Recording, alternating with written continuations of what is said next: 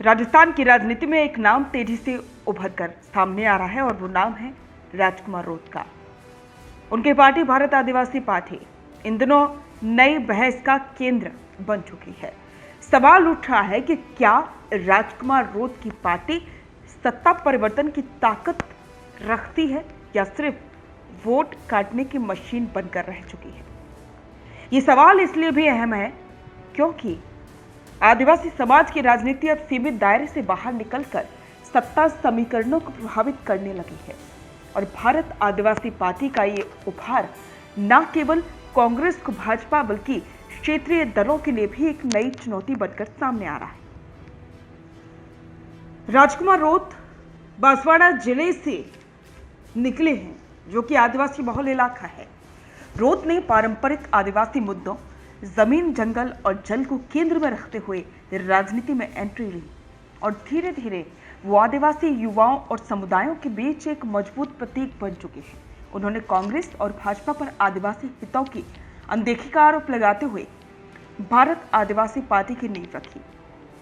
BAP ने दावा किया कि वो आदिवासी समाज की असली आवाज है जो ना तो दिल्ली से चलती है और ना ही जयपुर से। लेकिन जब 2023 के राजस्थान विधानसभा चुनाव हुए तो ये पार्टी कांग्रेस और भाजपा दोनों के लिए सिरदर्द बन गई। भारत आदिवासी पार्टी भले ही ज्यादा सीटें ना जीत पाई हो, लेकिन उसने जिन सीटों पर चुनाव लड़ा वहां समीकरण पूरी तरह से बदल दिए। उदाहरण के लिए बांसवाड़ा, डूंगरपुर, प्रतापगढ़, उदयपुर और चित्तौड़गढ़ जैसे आदिवासी बहुल क्षेत्रों में बीएपी के उम्मीदवारों ने 10-20 हजार तक वोट से लेकर कांग्रेस और भाजपा के वोट बैंक में सेंध लगाई। कई सीटों पर ऐसा देखा गया कि कांग्रेस के उम्मीदवार 3 से 5 हजार वोटों से हार गए और वहीं बीएपी के उम्मीदवार को 7 से 10 हजार वोट मिले। इससे धारणा बननी शुरू हुई कि बीएपी की मौजूदगी ने भाजपा को प्रत्यक्ष रूप से फायदा पहुंचाया क्योंकि उनके उम्मीदवार कांग्रेस के वोट काट कर ले गए। कई विश्लेषकों का यह मानना है कि भारत आदिवासी पार्टी सिर्फ वोट कटिंग पार्टी बन चुकी है जिसका मकसद किसी एक पार्टी को हराने से ज्यादा आदिवासी गुस्से को राजनीतिक दिशा देने की कोशिश है। लेकिन आलोचकों का यह आरोप है कि बीएपी का राजनीतिक प्रभाव भाजपा की राह आसान करता है, चाहे वो इरादतन हो या फिर अनजाने में।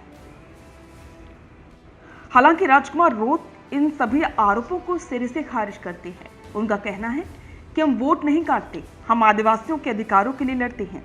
जिन पार्टियों ने 75 सालों से हमें केवल नारों और झूठे वादों से ठगा, अब वे हमें वोट काटने वाला कह रहे हैं, ये शर्मनाक है। रोत का तर्क है कि बीएपी ने हाशिए पर खड़े समाज को राजनीतिक पहचान दी है और अगर इससे किसी पार्टी को नुकसान होता है तो ये उनकी नीतियों की हार है, बीएपी की नहीं। बीएपी के उभार से भाजपा और कांग्रेस दोनों की रणनीतियों में बदलाव देखा जा रहा है। कांग्रेस अब आदिवासी क्षेत्रों में ज्यादा ध्यान दे रही है और एसटी वर्ग के लिए योजनाओं की घोषणा कर रही है। भाजपा आदिवासी वोटों को जोड़ने के लिए धार्मिक भावनाओं और केंद्रीय योजनाओं को सहारा ले रही। लेकिन दोनों ही पार्टियों के लिए ये समझना जरूरी है कि आदिवासी वोट अब आसान और सुनिश्चित नहीं रहे। अब वे अपनी पहचान और मुद्दों को लेकर वोट करते हैं, न कि केवल दल देखकर। राजकुमार रोत की पार्टी को भी अब आत्ममंथन करने की जरूरत है। अगर वो केवल प्रभाव डालने वाली पार्टी बनकर रह जाएगी तो वास्तविक नीति निर्माण में भागीदारी नहीं कर पाएगी, तो उनका जनाधार भी हो सकता है। उन्हें तय करना होगा कि क्या वे केवल आंदोलन की राजनीति करना चाहते हैं या फिर राजनीतिक साझेदारी और सत्ता भागीदारी भी आगे आना चाहते हैं। भारत आदिवासी पार्टी और राजकुमार रोत के सामने अब बड़ा सवाल यही है कि क्या वे राजस्थान की राजनीति में वोट काटने वाली ताकत बनकर सीमित रहना चाहते हैं या फिर नीति निर्धारक शक्ति बनकर उभरना चाहते हैं।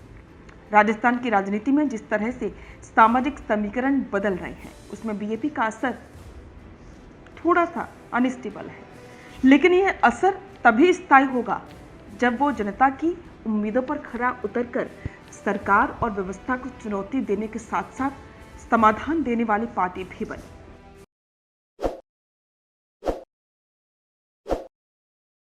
ताज़ा खबरों के लिए विजिट करें द फैक्ट इंडिया की वेबसाइट और डाउनलोड करें द फैक्ट इंडिया ऐप।